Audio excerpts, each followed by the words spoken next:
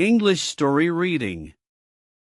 Maya often found herself in a quiet corner, head bowed over an English book. She devoured intricate plots and complex vocabulary with ease, her mind absorbing every nuance. Understanding written English felt like a superpower she possessed effortlessly. Yet, a crushing silence always followed when she tried to voice her thoughts aloud, a stark contrast to her internal fluency. The frustration was a constant companion. She understood almost everything spoken on podcasts or TV shows. Phrases clicked, idioms made sense, and accents were distinguishable. But when it came to forming her own sentences, a wall appeared. Her tongue felt heavy, her thoughts tangled, leading to a profound sense of inadequacy she desperately wanted to conquer. "I understand English, but I can't speak well," she confided in her diary countless times.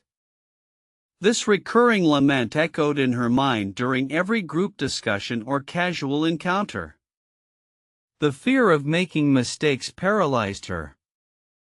Every potential mispronunciation or grammatical error loomed large, creating an invisible barrier between her and fluent conversation. She yearned to speak freely, to express her complex ideas without hesitation. "I don't want to make mistake, but I always why," became her silent mantra. This constant self-doubt was exhausting. She knew the grammar rules, possessed a decent vocabulary, yet the words stubbornly refused to flow naturally from her lips in real-time interactions with others. Online forums and self-help articles became her refuge, desperately searching for how to learn English. She consumed advice, tried various apps, and watched countless tutorials, hoping for a magical solution. Each new method offered a glimmer of hope, only to be met with the same familiar wall of silence when it was her turn to speak. One evening, a video titled "Why You Must Listen" caught her eye. The speaker emphasized immersion, not just passive listening, but active engagement. They spoke of truly absorbing the rhythm, intonation, and natural flow of spoken English, even when not directly understanding every single word, focusing on overall context and feeling. This advice resonated deeply with Maya. She had always listened, of course, but often with the pressure of understanding every word. Now, she began to listen differently. She put on podcasts during her commute, English news while cooking, and watched movies without subtitles, letting the sounds wash over her, without judgment or immediate analysis. She started with English story reading, but instead of silent reading, she found audio versions. She would read along, mimicking the intonation and speed of the narrator. This active engagement helped bridge the gap between understanding the written word and producing the spoken sound, a crucial step in her journey forward. The next crucial piece of advice was listen and practice. The speaker stressed that listening alone was insufficient, active output was key. They recommended repeating phrases, shadowing speakers, and even talking to herself in front of a mirror, engaging her vocal cords and training her mouth muscles for fluid expression. Maya committed to daily practice. She would pick a short paragraph from a story and read it aloud repeatedly, focusing on pronunciation and natural pauses. Then, she would try to summarize the paragraph in her own words, recording herself and listening back, brutally critiquing her own speech patterns and delivery. The initial recordings were painful to hear. Her voice sounded stiff, hesitant, and unnatural. Yet, she persevered, remembering the advice, every mistake is a step towards fluency. She treated each awkward utterance not as a failure, but as valuable feedback for improvement, refining her vocal muscles with each repetition. She discovered that consistent exposure to authentic English, through listening, gradually rewired her brain. It wasn't about memorizing rules anymore, it was about internalizing patterns. The more she listened, the more natural certain sentence structures and idiomatic expressions became, almost instinctively available for recall. Slowly, imperceptibly at first, the fear began to recede. The constant battle against "I don't want make mistake but I always why" started to lessen its grip. She realized that everyone makes mistakes, even native speakers.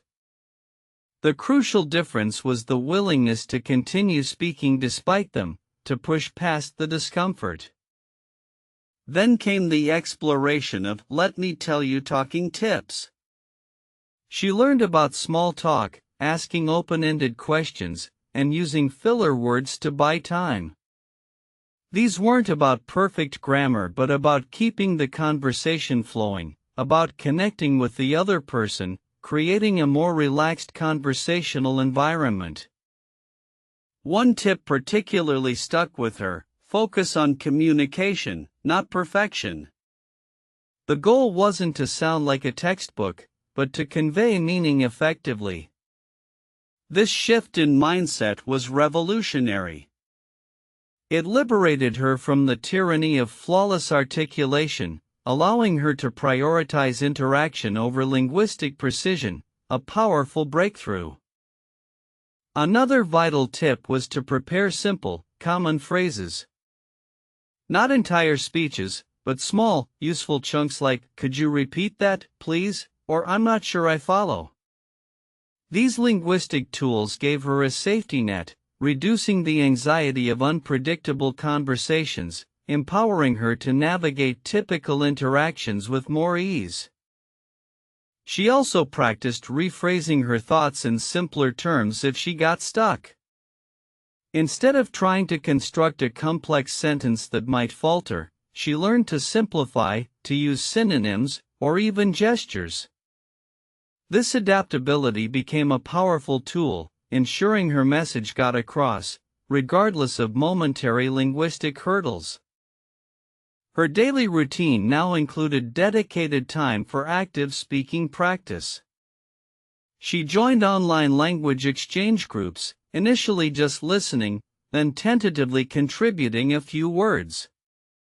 The supportive environment and shared goals of other learners made it easier to take risks and experiment with new expressions. The transformation wasn't instantaneous, but incremental. Each small success, each complete sentence spoken without a major stumble, built her confidence. The dread she once associated with speaking English began to dissipate, replaced by a growing sense of empowerment and eager anticipation for new conversations. She started small, speaking to herself, then her reflection.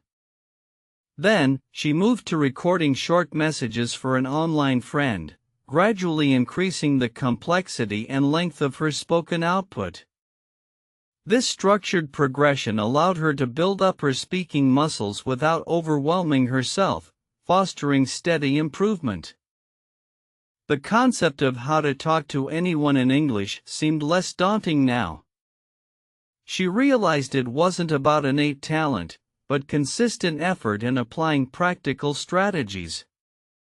The fear of judgment still lingered occasionally, but it no longer paralyzed her. It was a whisper, not a roar, easily dismissed. Maya began to initiate conversations, something she would never have dared before.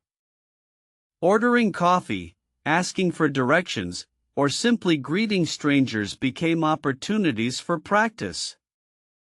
Each interaction, no matter how brief, was a victory, reinforcing her belief that she could indeed communicate effectively in English. The power of "why you must listen" truly unfolded. She noticed that the more she listened to diverse accents and speaking styles, the more adaptable her own comprehension became. This broadened her understanding, making her feel more at ease in a variety of conversational settings, reducing the element of surprise. Her ability to respond quickly improved significantly. No longer did she translate in her head, word for word, from her native language. Instead, thoughts began to form directly in English, a sign of true fluency taking root. This spontaneous production was a major breakthrough, a testament to her persistent efforts.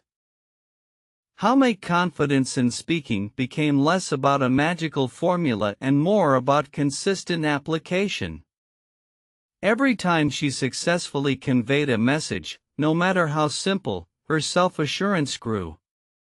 It was a virtuous cycle. Practice led to small successes, which in turn fueled more confident practice. She understood that confidence wasn't about being perfect, it was about being brave enough to try, to make mistakes, and to learn from them.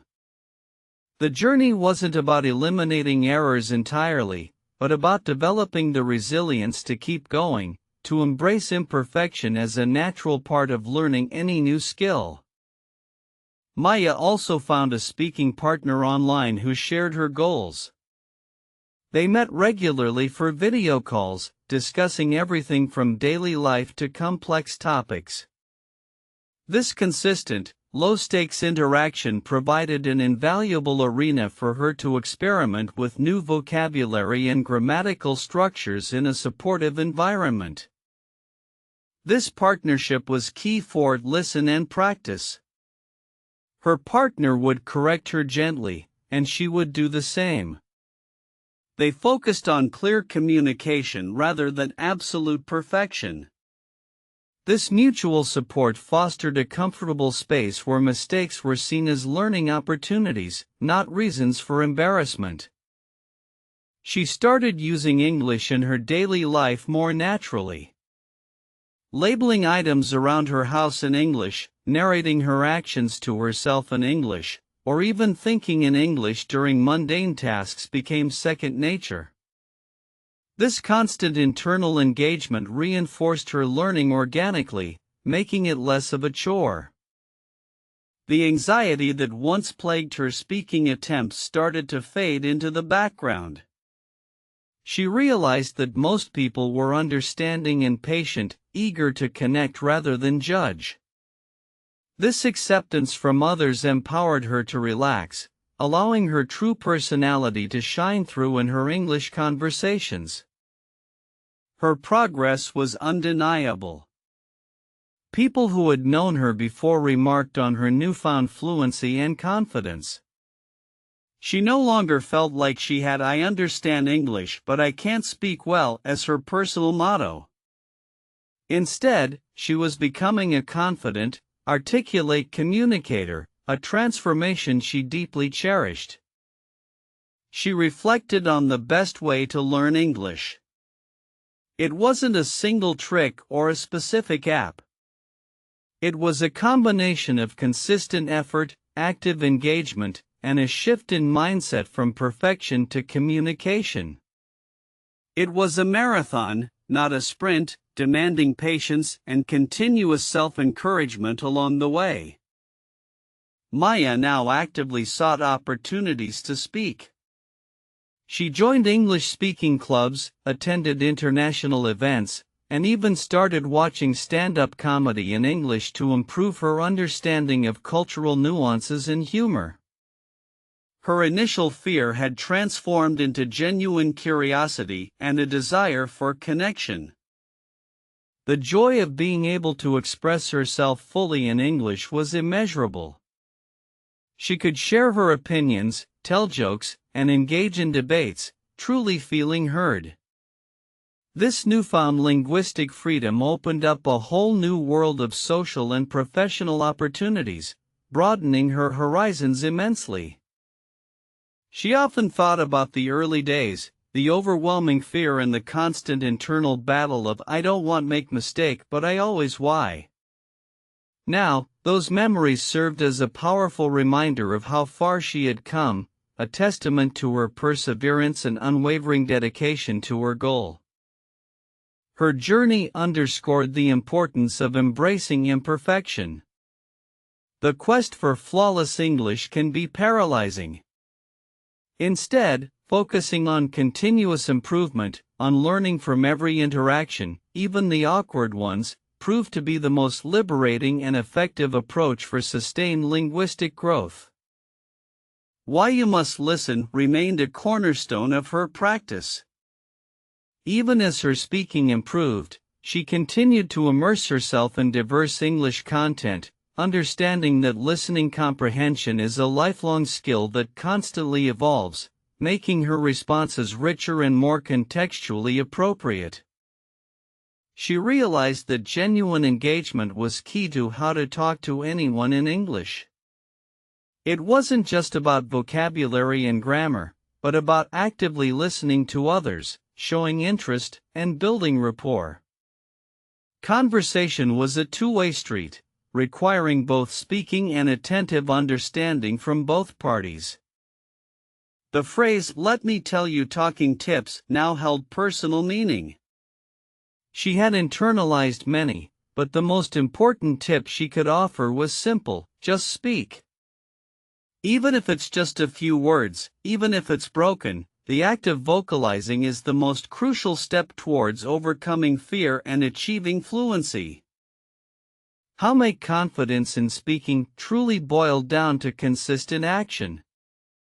Confidence didn't magically appear, it was painstakingly built, one conversation, one corrected sentence, one brave attempt at a new phrase at a time. Each step, no matter how small, contributed to her growing self-assurance in English. Her advice to others struggling with "I understand English but I can't speak well" was always the same: start small, be kind to yourself, and never stop listening. The foundation of fluent speaking is deeply rooted in comprehensive listening and the courage to apply what you hear and learn constantly. She became an advocate for listen and practice as the ultimate duo. Without listening, your speaking lacks naturalness. Without practice, your understanding remains dormant. The synergy between these two activities propelled her forward faster than any other method she had previously encountered on her journey. Maya now mentors new English learners, sharing her experiences and offering practical advice. She emphasizes that the initial discomfort is normal, but persistence yields incredible results. Her story serves as a beacon of hope for anyone feeling trapped by their inability to speak despite understanding English perfectly. The best way to learn English for her was intensely personal, tailored to her own struggles and strengths. Yet, the core principles she discovered, like consistent immersion, active output, and a fearless attitude towards mistakes, are universal and applicable to anyone embarking on a similar linguistic quest. She often encourages her students to embrace English story reading with audio. This multisensory approach strengthens both comprehension and pronunciation simultaneously. It turns a solitary activity into a dynamic learning experience, making the process of language acquisition much more engaging and effective. Her confidence now shines through in every English interaction. The fear of "I don't want make mistake but I always why" is a distant memory. She speaks fluently, confidently, and with genuine enjoyment, embodying the profound transformation that dedicated effort and a changed mindset can bring. She understands that the journey of language learning is ongoing. There are always new words to learn, new nuances to grasp, and new cultural contexts to explore. But the foundational skills she built, especially the courage to speak, equip her for any future linguistic challenges she might encounter happily. Maya's transformation from a hesitant learner to a confident speaker is truly inspiring. Her journey demonstrates that overcoming the speaking barrier is possible for anyone. It requires patience, strategic practice, and a belief in one's own ability to adapt and grow beyond initial limitations gracefully and effectively. She shares her story openly, hoping to motivate others who feel stuck. She knows the frustration of understanding English but being unable to speak. Her message is clear: it's not about talent, it's about courage and consistent effort. Everyone can achieve conversational fluency with the right approach and mindset. Maya's experience is a powerful reminder that confidence in speaking is not achieved by avoiding challenges, but by confronting them head-on. Each time she spoke despite her fear, her confidence grew, incrementally but steadily. It was a cumulative effect, reinforcing her resolve with every successful exchange. Her current life is full of opportunities thanks to her English skills. She attends international conferences, makes friends from diverse backgrounds, and enjoys global media without relying on translations. Her world has expanded exponentially, all because she dared to push past her initial linguistic fears. She looks back at her notes, the crumpled pages filled with anxieties about mistakes. Now, those notes feel like relics from a past life. Her present self is vibrant, articulate, and unafraid to express her true self in any language, a testament to the power of consistent dedication to her goals. The biggest lesson she learned about the best way to learn English was self-compassion. Instead of berating herself for errors, she learned to treat them as valuable data points for improvement. This kind and nurturing approach accelerated her learning process significantly, fostering a positive learning environment. Maya's journey illustrates that the desire "I don't want make mistake but I always why" can be transformed into a powerful motivator. Acknowledging the fear, then choosing to act despite it, is the path to progress. It's about channeling that anxiety into productive, brave practice sessions daily. So, if you're struggling with "I understand English but I can't speak well," remember Maya's story. Embrace listening, dedicate yourself to consistent practice, apply practical talking tips, and most importantly, dare to speak. Your voice is waiting to be heard, ready to conquer new linguistic horizons successfully.